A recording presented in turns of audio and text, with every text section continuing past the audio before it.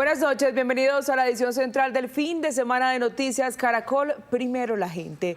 La Fiscalía hoy presentó las pruebas en el entramado de corrupción de la Unidad Nacional para la Gestión del Riesgo. Alejandra, según la fiscal del caso, María Cristina Patiño, el desfalco de la entidad se orquestó desde la Casa de Nariño. Catalina Vargas, ¿qué pruebas mostró la Fiscalía?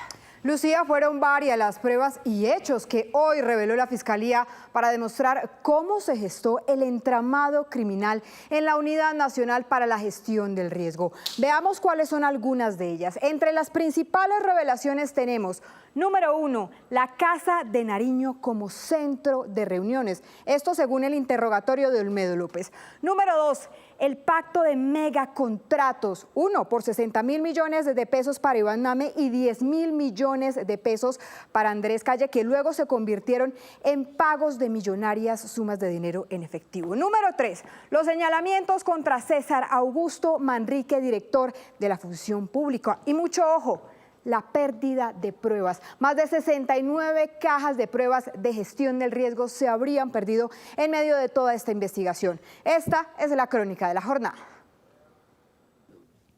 El grupo de fiscales, la defensa, las pruebas, todo estaba listo para que esta nueva audiencia, donde la Fiscalía solicitó cárcel para los principales implicados en el escándalo de gestión del riesgo, arrancara. Esta vez la vocería de la Fiscalía la tuvo María Cristina Patiño, quien segura y sosegada empezó a revelar cada una de las pruebas para demostrar el modus operandi de lo que ella denominó organización criminal, que se organizó así como se evidencia en este organigrama de la Fiscalía. Acordaron generar una empresa criminal para cometer delitos contra la administración pública. Empresa criminal que funcionó según la Fiscalía por órdenes del entonces director del DAPRE, Carlos Ramón González, y teniendo como centro de reuniones, según Olmedo, el corazón de la sede principal del gobierno, la Casa de Nariño. Así lo narró la fiscal, haciendo alusión al interrogatorio entregado por Olmedo. Aprovechábamos los tiempos de los consejos de ministros porque llegábamos 2 horas antes, llegábamos más o menos en los tiempos con los que requería, pero siempre sabemos que empezaban después. Fiscalía, listo, él le dijo que se reunieran en el Palacio de Nariño. Olmedo López, no, ahí llego yo a Palacio y ahí nos reunimos nosotros con el doctor Carlos Ramón González en su despacho. Fiscalía, en el Palacio de Nariño. Olmedo López, hay una reunión que se da en el despacho del doctor. Sí, él despacha en el Palacio de Nariño.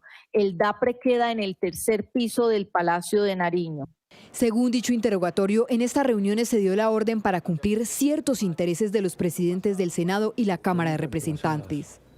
Olmedo López, cumplirle es que si me preguntaba, doctor, a mí cumplirle en qué, no pregunto, tenía que cumplirle, ¿cierto?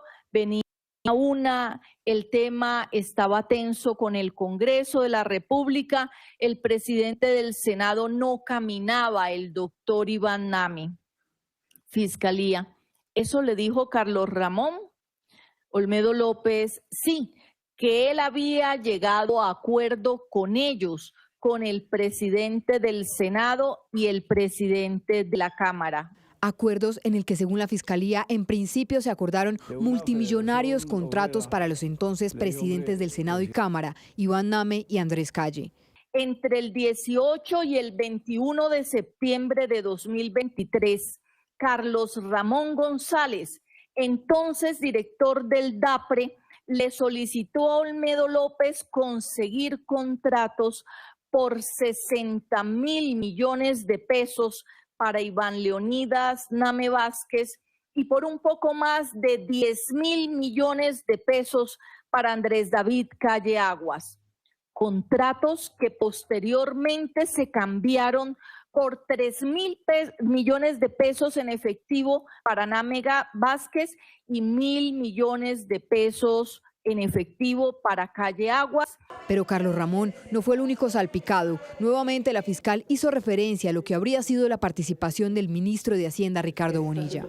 Coordinó con Ricardo Bonilla González, ministro de Hacienda, y María Alejandra Benavides, asesora del ministro de Hacienda, y Sneider Pinilla, el direccionamiento de contratos para los municipios de Cotorra, Córdoba, Saravena, Arauca y Carmen de Bolívar, en concreto en el corregimiento del Salado, señoría, en los cuales estaban interesados indebidamente senadores y representantes a la Cámara de la Comisión Tercera de Hacienda y Crédito Público del Congreso.